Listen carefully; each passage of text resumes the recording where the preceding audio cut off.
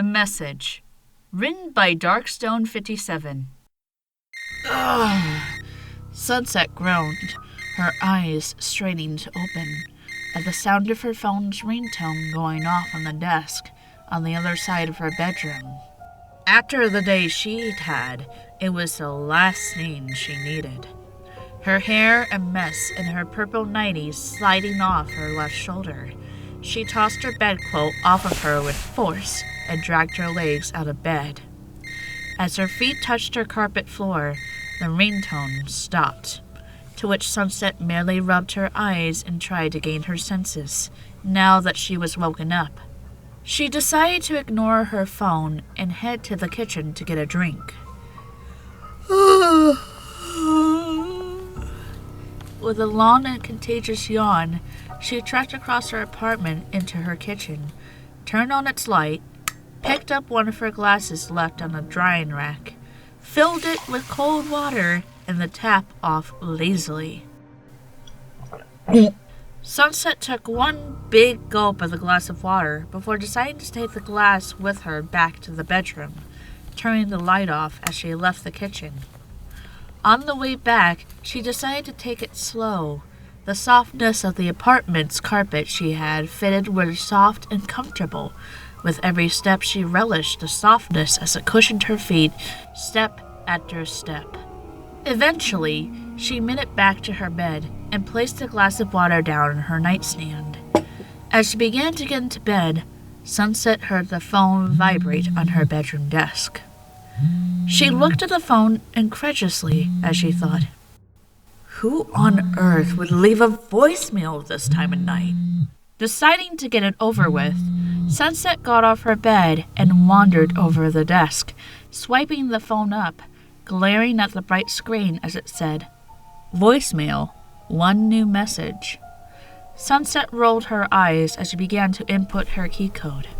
Probably some cold caller from overseas, wasting everyone's time. Placing the phone to her right ear, folding her left arm around her waist, Sunset waited.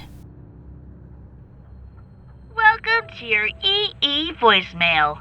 You have one new message received this morning at 1:13 a.m. Go on then, who is... Hello, Sunset. Her thoughts were cut short as a deep, distorted voice spoke to her. Have you been? It's been a long time. Sunset became concerned. She couldn't ascertain as whether the voice was male or female. I've heard a lot has happened to you, Sunset. The voice sounded genuinely impressed as they went on. You're the science department at Carolina University, eh?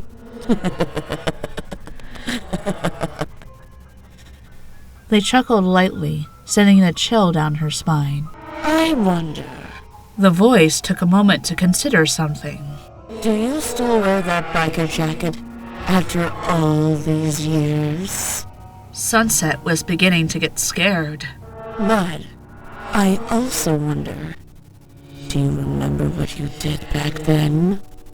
Do you remember what you did to me? Sunset began to tighten her grip on her nightie as she continued to listen. Let me tell you, it took me a long time to get over what you did to me. The voice was strained but angry, before going silent for a long, but few, seconds. It wasn't all bad after our last meeting. Took me a while, but I decided to give life another chance. Became an investment banker. Man, all those hours memorizing numbers. And then, through that job, wouldn't you know it, I met the love of my life. Sunset began to feel the fear crawl up her as the voice chuckled happily. You two would have gotten on so well with each other. Not long after that, we got married and had a beautiful little boy. The voice reminisced with a content sigh. I suppose we both got our happily ever afters, eh? She didn't like where this was going. But we both know that in the real world, happily ever after never lasts at all. The voice became strained as they tried to speak. God, to think it's been a year since that crash. Sunset gasped, placing her left hand over her mouth in shock. I woke up to find nothing was left for me.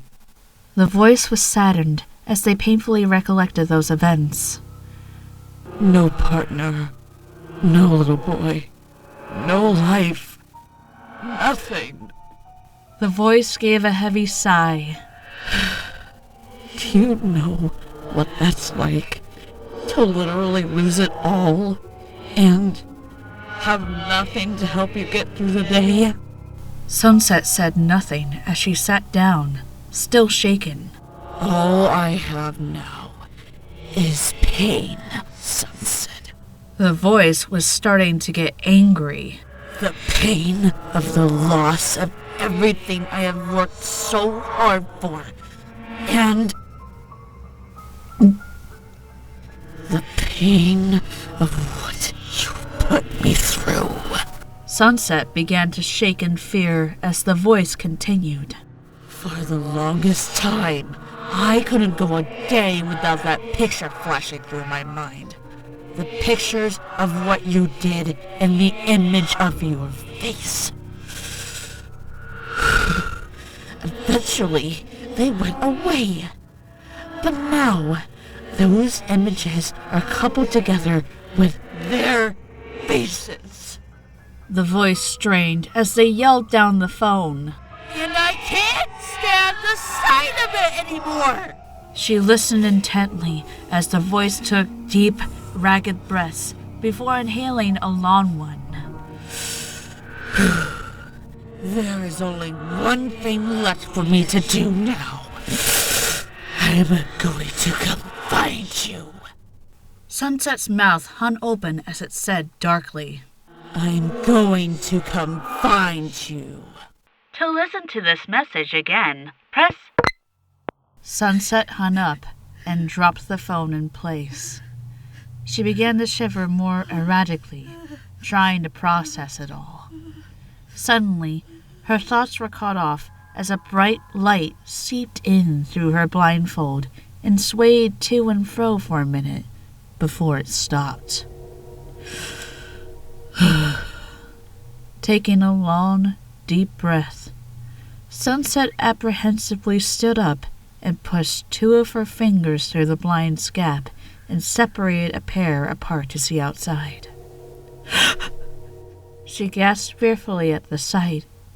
There, across the street, under the light, was a figure clad in black, their face covered by the hood of their jacket, who was waving at her window, methodically, with a phone in their hand. They stopped and pressed down the screen of their phone. Seconds later, Sunset's vibrated to life by her foot, which made her jump. Tentatively, she reached down for the phone that was facing down and brought it up to her.